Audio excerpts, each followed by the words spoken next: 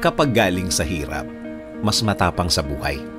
Kung mapapansin mo ang mga taong matitibay sa buhay, sila yung mga taong galing sa matinding hirap sa buhay.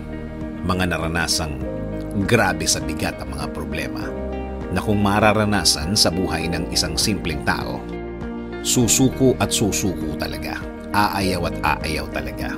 Bigla na lang titigil at tatanggapin na lang ang nangyari. Pero ang mga taong nag-decide na dumiretso lang sa buhay, sila yung matitibay na. Sila yung na-shape ang pagkatao dahil sa tindi ng hirap ng buhay o kaya sa tindi ng hirap ng sitwasyon. Talagang ang mga darating sa buhay nila sa future ay parang wala na lang. Tama, manggaling na sila sa pinakamahirap, pinakamatindi. Oo naman, nasa kanila ang desisyon kung ayaw na nila.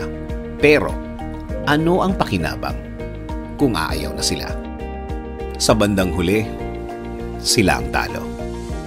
Sabi nga nila, bahala na si Lord. Malalakas ang faith ng mga taong ito. Pinanggalingan na nila yan.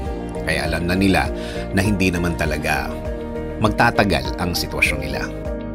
Sa mga nagdaan, napatunayan na nila na gagaan ang lahat. Lalo na kung sukuan time. Isinusuko nila lahat sa Diyos. Pwede naman talaga yon. Dahil kung sila lang yan, wala. Hindi nila kakayanin. Hindi nila matitiis ang lahat. Kaya dapat may laging aasahan. Kailangan may laging kakapitan. Kung malalaman mo ang buong kwento nila, hindi lang iisa ang kwento nila. Marami na. Marami ng pagkakataon na ang pakikipag-usap nila o niya sa Diyos ay napakatindi. Minsan pa nga, naiiyak pa yan. Naluluha. Dahil oo naman, hindi lang siya apektado sa sitwasyon niya. Damay ang mga taong mahal niya. Damay ang mga taong malapit sa kanya. Kaya kung magdasal siya, isinasama na niya lahat para panglahatan ang blessings na gusto niyang dumating. Kung titingnan mo ang buhay niya, maayos to. Kasi may guidance galing sa taas. Kapag naman isinuko na niya ang lahat, may direksyon na tayong makukuha sa Diyos. May gagawin na siya. Makikita mo at gagaan na ang lahat. Huwag mawalan ng loob. Huwag mawalan ng pag-asa. Aayos at aayos ang lahat. Basta kumapit. Basta maniwala. Sa mga taong naging cause ng malaking problema mo, akala mo lang yun. Sila ang naging cause. Sa totoo lang, nire-ready ka lang ni Lord sa mas magandang plano niya sa buhay mo. Kailangan mo maranasan ang mga yan para mas umangat ka bilang tao, bilang anak niya. Sa buhay naman kasi, galing ang tibay at wisdom natin sa mga mahihirap na sitwasyon, sa mga mahihirap na problema. Mas matinding problema, mas matindi ang lesson, mas matindi ang makukuha na magagamit mo pagdating ng araw.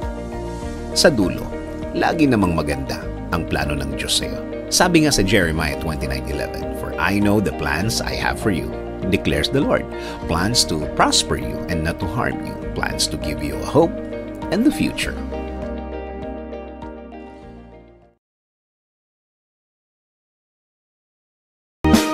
Ay buti-buti mo, Panginoon, sa lahat ng oras, sa bawat araw, kay laging tapat kong mangmahal.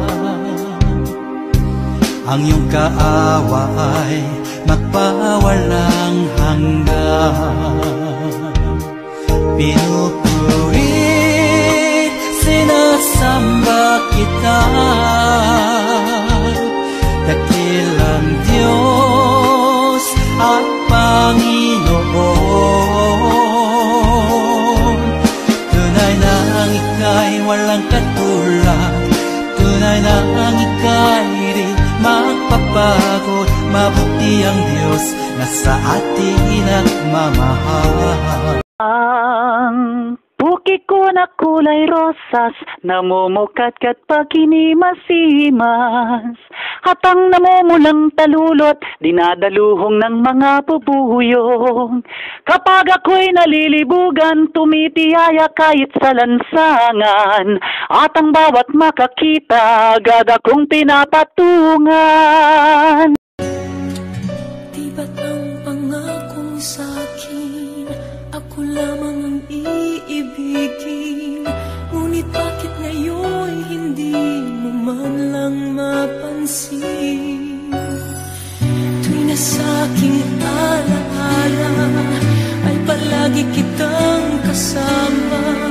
Ngunit bakit ngayon ay may mahal ka ng iba? Nasaan na ang pangako mo noong sinusuyo ako? Anong tamis, anong lambing binibigkas ng labi mo? Ngunit kahit nagbago pa sa akin ang damdamin mo, mananatili kang mahal sa puso mo.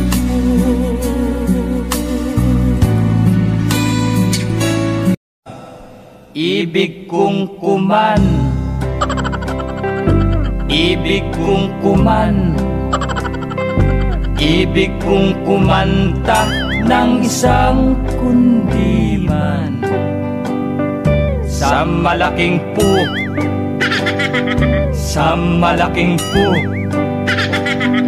sa malaking puno ng halaman. Ang kapal ng bul, ang kapal ng bul, ang kapal ng bul, laklak sa parang. At napakali, at napakali, at napakali, nis ng batisan. Oo. Pero hindi ko na kayang bayaran yung hulog dito eh. Yung ba talagang dahilan? May trabaho naman ako, di ba? Kumpara sa kinikita mo din sa barko, sa tingin mo ba sapat yun, Victor? May sapat ba sa'yo? Kailan ka ba na kontento? Oo na. Sakin na ako. Yun naman ang gusto mo marinig, hindi ba? Sa tingin mo, bakit ba ako nagpapakahirap sa pagtatrabaho? Para lang ba sa akin yun, ha? Para yun sa anak natin. Dahil ang gusto ko, mabigyan siya ng magandang kinabukasan. Pareho lang tayo nagpapakahirap. Ang pinagkaiba natin, hindi ko sinasakripisyo yung oras ko para sa anak natin. Alam mo, pagod na ako na pinaparinig mo sa akin na masama akong ina, na masama akong asawa. O sige, pagbibigyan kita. Magre-resign ako sa trabaho. Yun naman ang gusto mo, di ba? Dahil gusto mo mag-alaga na lang ako ng anak natin. Mag-alaga na lang ng anak natin. Sa tingin mo, hindi ko gusto yun. Gusto ko yun. Masarap ang buhay ko, Victor. Ikaw ang bumuhay sa amin. Ngayon, patunayan mo sa sarili mo na wala kang pagkukulang sa mag-ina mo. Yung sobrang mahal mo siya, kaya hindi mo siya matiis. Pero siya, kaya kanyang tiisin. Kasi alam niyang sobrang mahal mo siya. So ikaw pala yung asawa. Hindi na ako magtataka kung bakit may kabit. Ganto ba naman itsura, hindi pagpapalit? Ito ay laban sa pagitan ng asawa at kirida. Isang malinis at matino at panirang kontrabida. Basta kabit masama agad. Tapos ikaw na yung perpekto. Tandaan mong hindi maghahanap ng iba kung tinuruan mong makontento. Ikaw pala yung kabit ng asawa ko.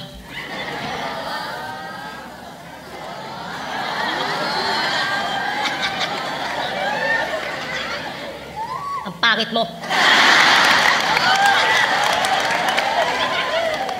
Mukha kang pokpok sa Farmer's Cubao. Yung nag-aabang ng laseng na bagong sahod. Ikaw yung babaeng nilalako ng babaeng bungal na mukhang parot. Kapag nananalangin kayo, huwag kayong tutulad sa ginagawa ng mga pakitang tao. Mahilig silang manalangin ng nakatayo sa mga sambahan at sa mga kanto ng lansangan para makita ng mga tao.